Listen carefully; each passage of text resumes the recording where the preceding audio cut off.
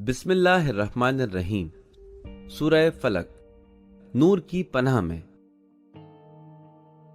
हमें कुछ चीजें अच्छी लगती हैं और कुछ चीजें बुरी लगती हैं, लेकिन वाकईन हमें नहीं पता कि कौन सी चीज हमारे लिए अच्छी है और कौन सी चीज हमारे लिए नुकसानदेह।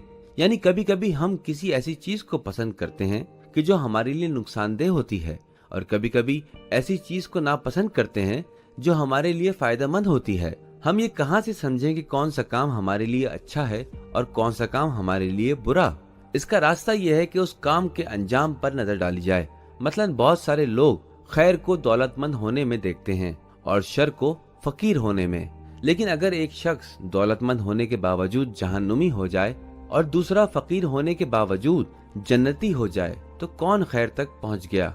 बहुत अच्छा, बिल्कुल सही, वो जो जन्नती है, क्योंकि अंजाम अहम है, न मालो दौलत। इसीलिए ऐसा नहीं होना चाहिए कि हर मुसीबत और सख्ती को बुराई और शर समझने लगें और हर आसानी और खुशी को खैर और बरकत, बल्कि हमें देखना चाहिए कि इनमें से कौन सा काम इस दुनिया में हमें कहाँ पहुँचा रहा है, जन्नत में या जहन्नुम में। अलबत्ता हमें ये याद रखना चाहिए कि मुसलसल कोशिश से हमें अल्लाह की नेमतों को अच्छे कामों के लिए हासिल करना चाहिए। अल्लाह ताला सारे इंसानों को नेमत अता करता है और उनमें से कोई भी नेमत बुरी नहीं है, लेकिन खुदा की मखलूकात कभी कभी इन नेमतों से सही इस्तेफादा नहीं करते और इसी वजह से ये खुद को और दूसरों को खुदा से दूर कर देते हैं। तो हमें बुरे इंसानों के शर से बचने के लिए अल्लाह ताला की पनाह लेनी चाहिए और कहना चाहिए, कुल आऊज़ु बिरब्बिल फलक मिन शर्रि मा खलक। कहो कि मैं सुबह के परवरदिगार की पनाह मांगता हूँ हर चीज की बुराई से जो उसने पैदा की। अब हम आते हैं उस शर और बुराइयों के बारे में सोचते हैं। बिल्कुल ऐसा ही है कि कुछ अल्लाह ताला की मखलूकात के शर और बुराइयां इंसान को परेशान कर देती हैं, लेकिन जब ये शर हमारी नजरों से ओझल हो जाते हैं तो ये और ज्यादा हमें परेशान कर देते हैं।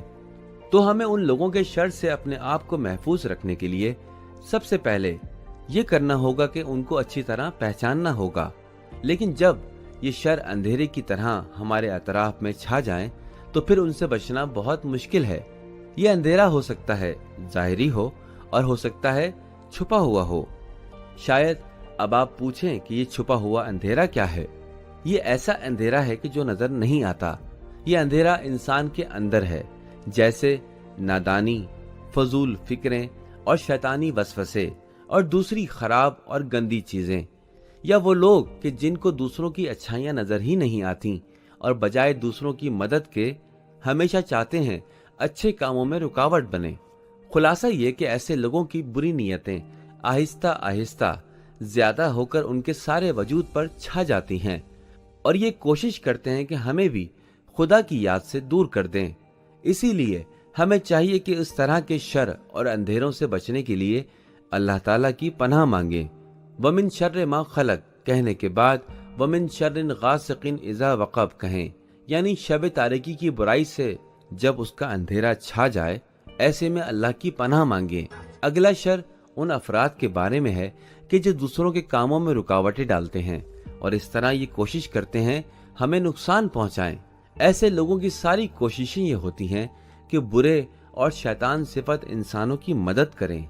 ये हसद करने वाले होते हैं कि जो चाहते हैं हम अच्छे ना बने और हमेशा सीधे रास्ते से भटके रहें। बहुत सारे वो लोग कि जो जादू टोने करते हैं, क्योंकि ये इसी शर की वजह से इस तरह के शैतानी कामों की तरफ जाते हैं, जैसे जादू वगैरह। तो हमें चाहिए कि अल्लाह ताला की पनाह तलब करें और कहें वमिन शर्रि नफ़साति फिल उक़द, और गंडों पर पढ़ पढ़ कर फूकने वालियों की बुराई से। लेकिन दूसरा शर वही हासिद है, अपनी गलत और बुरी नीयत की वजह से चाहता है कि अच्छे इंसानों को नुकसान पहुंचाए। ये वो लोग हैं जो इधर उधर हाथ पांव मार कर हमारी राह में रुकावटें इजाद करते हैं और हमारी जिंदगियों के खिलाफ साजिशें करते हैं। ये लोग बिल्कुल अल्लाह ताला को पसंद नहीं करते। अल्लाह बचाए हासिदों से जब वो हसद करते हैं। अब आते हैं कि अल्लाह ताला की मखलूकात के छुपे हुए शर के बारे में क्या किया जाए। हमें कोई और रास्ता नजर नहीं आता मगर ये कि हम अल्लाह ताला की पनाह तलब करें और उसी से पनाह मांगें जिसने खुद उनको खल्क किया, और वही है जो सबसे बेहतर हमारी मदद कर सकता है। वो खुदा کہ جو خود نور اور خالق نور ہے بہتر جانتا ہے کہ حاسدوں کے ذہن میں کیا چل رہا ہے اور کس طرح ہمیں ان کے شر کے مقابلے میں محفوظ رکھا جائے۔ اسی لیے سورہ فلق کی آخری آیات کو پڑھتے ہیں، وَمِن شَرِّ حَاسِدٍ اِذَا حَسَد، اور حسد کرنے والے کی برائی سے کہ جب وہ حسد کرنے لگے۔ اب سمجھ میں آتا ہے کہ کیوں اس سورہ میں برب الفلق میں پناہ لینے کو کہا گیا ہے۔ فلق وہی صبح کی پہلی سفیدی ہے کہ جو ہمیں رات کے اندھیروں سے نکال کر دن کی روشنی میں داخل کرتی ہے۔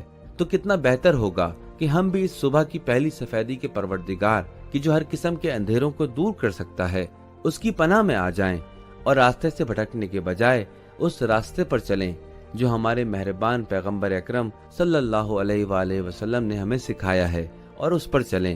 انہوں نے خدا کے حکم سے ہمیں طریقہ بتایا ہے اور فرمایا ہے، میں صبح کے پروردگار کی پناہ مانگتا ہوں ان چیزوں کے شر سے کہ جو خلق کی گئی ہیں۔